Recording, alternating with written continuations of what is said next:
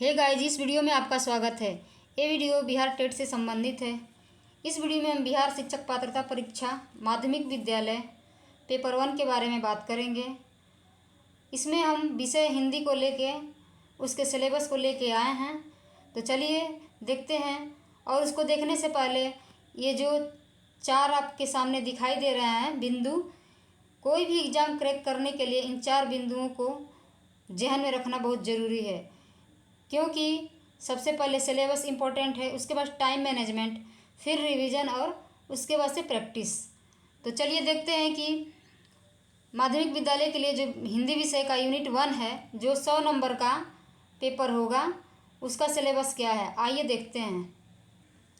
इस विषय में सिलेबस दिया हुआ है संधि प्रकार सहित। इसमें हमसे संधि पूछा जाएगा कि संधि कितने प्रकार के होते हैं। तो आप लोगों को पता ही होगा कि संधि 3 प्रकार के होते हैं: स्वर संधि, व्यंजन संधि और विसर्ग संधि। स्वर संधि के भी 5 भेद होते हैं: दीर्घ स्वर संधि, गुण स्वर संधि, वृद्धि स्वर संधि, यण स्वर संधि और अयादि स्वर संधि।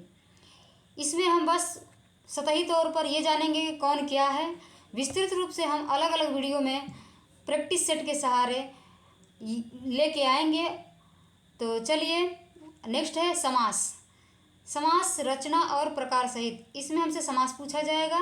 तो समास 6 प्रकार के होते हैं: अव्ययीभाव समास, तत्पुरुष समास, कर्मधारय समास, बहुब्रीहि समास, द्वंद्व समास और द्विगु समास। ठीक है, आगे चलते हैं। तीसरा नंबर पे है संक्षेपण। अनेक तरह के गद्य अवतरणों के संक्षेपण से संबद्ध अभ्यास। ठीक है, तो संक्षेपण को सार लेखन भी कहते हैं।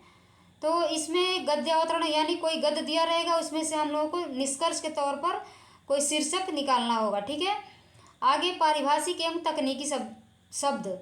इसमें जो कार्यालय में प्रयोग किए जाते हैं शब्द, तकनीकी शब्द जो होते हैं, जैसे नोटिफिकेशन हो गया, एडवर्टीजमेंट हो गया, नोटिस हो गया, रिजोल्यूशन हो गया, ऐसे शब्द दे दिए जाएंगे और इसका हिंदी पूछा जाएगा। ठीक है, आगे चलते हैं।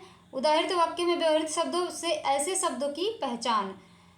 इसमें कह रहा है कि उदाहरित वाक्यों में यानी उदाहरण वाले वाक्य रहेंगे, उसमें से व्यवहार वाले शब्दों को हम लोगों को पहचानना रहेगा। ठीक है, नेक्स्ट दिया है मुहावरे और लोकोक्तियाँ। मुहावरे और लोकोक्तियाँ, लोकोक्तियाँ को कहावत भी कहा जाता है।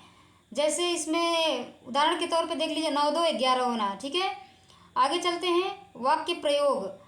कोई भी शब्द रहता है, उसको वाक्य में प्रयोग करना होता है। ठीक है, आगे चलते हैं।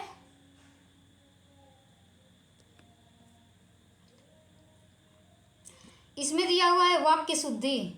तो कोई ऐसा वाक्य होगा जिसमें त्रुटि रहेगी, उसको हमको शुद्ध करना रहेगा। जैसे देख सकते हैं कि हम कह सकते हैं मैं मेरी कलम से लिखती हूँ। ठीक है, मैं मेरी कलम से लिखती हूँ। इसमें मेरी ना रह के यहाँ पे शुद्ध करने के लिए मैं अपनी कलम से लिखती हूँ, ये शुद्ध रहेगा। ठीक है, ऐसे ही शब्द दिए जाएंगे। नेक्स्ट है पदबंध। पदबंध 5 प्रकार के होते हैं: संज्ञा पदबंध, सर्वनाम पदबंध, विशेषण पदबंध, क्रिया पदबंध और क्रिया विशेषण पदबंध। ठीक है, नेक्स्ट है वाच्य। वाच्य 3 प्रकार के होते हैं: कर्तृवाच्य, कर्मवाच्य और भाववाच्य। ठीक है, इसके बारे में हम विस्तृत रूप से जानकारी करेंगे, लेकिन अभी हम सिलेबस बता रहे हैं। वाक्य प्रकार। वाक्य के कितने प्रकार होते हैं ये पूछा है इसमें। तो रचना की दृष्टि से देखें तो वाक्य 3 प्रकार के होते हैं: सरल वाक्य, मिश्र वाक्य और संयुक्त वाक्य। और यदि अर्थ की दृष्टि से देखें तो वाक्य 8 प्रकार के होते हैं: विधिवाचक वाक्य, निषेधवाचक वाक्य, आज्ञावाचक वाक्य, प्रश्नवाचक वाक्य, विस्मयवाचक वाक्य, संदेहवाचक वाक्य, इच्छावाचक वाक्य और संकेतवाचक वाक्य। ठीक है, नेक्स्ट है शब्द शक्ति। ये बहुत इम्पोर्टेंट है, शब्द शक्ति। शब्द शक्ति भी 3 प्रकार की होती है। ठीक है, अभिधा शब्द शक्ति, लक्षणा शब्द शक्ति और व्यंजना शब्द शक्ति। आगे है अलंकार, अर्थालंकार, उपमा, रूपक, उत्प्रेक्षा और विरोधाभास। ये जो उपमा, रूपक, उत्प्रेक्षा और विरोधाभास दिया है ना, ये अर्थालंकार के भेद हैं। ठीक है, तो अलंकार कितने प्रकार के होते हैं? अलंकार 3 प्रकार के होते हैं: शब्दालंकार, अर्थालंकार, उभय अलंकार। उभय अलंकार हम लोगों को नहीं पढ़ना है, हम लोगों को शब्दालंकार और अर्थालंकार पढ़ना है। तो शब्दालंकार में देखेंगे कि अनुप्रास अलंकार, यमक अलंकार, श्लेष अलंकार और वक्रोक्ति अलंकार आता है। अर्थालंकार में आपको यहाँ पे दिया हुआ है उपमा अलंकार, रूपक अलंकार, उत्प्रेक्षा अलंकार और विरोधाभास अलंकार। ठीक है, नेक्स्ट चलते हैं छंद। छंद दो प्रकार के होते हैं छंद, एक मात्रिक छंद, एक वार्णिक छंद। ठीक है, मात्रिक छंद में तीन आएंगे, तीन प्रकार के मात्रिक छंद होते हैं, सममात्रिक छंद, अर्धसममात्रिक छंद, विषम मात्रिक छंद।